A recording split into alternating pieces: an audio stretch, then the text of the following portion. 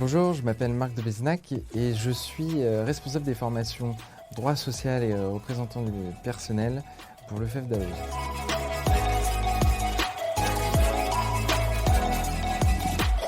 Alors en matière de relations sociales, 2022 va être marqué par le début des réélections CSE.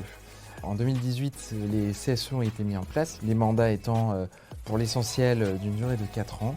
Nous arrivons dans une année de renouvellement des CSE et donc des élections. Et donc c'est l'opportunité et l'occasion, tant pour les représentants du personnel que pour les employeurs, de négocier la mise en place d'un accord CSE qui soit adapté à leur entreprise.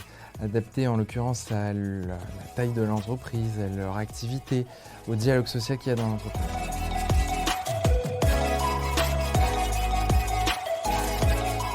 La loi santé au travail modifie le droit à la formation des représentants du personnel parce qu'effectivement, qui dit réélection dit élus qui vont avoir besoin de se former. Le nouveau droit à la formation n'est plus fondé sur la taille d'entreprise, mais sur l'élu en lui-même.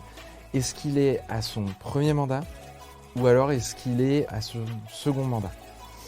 Cela change donc la durée de la formation en matière de santé et sécurité. S'il est à son renouvellement de mandat, il aura droit à 3 jours. S'il est à son premier mandat, il aura le droit à 5 jours.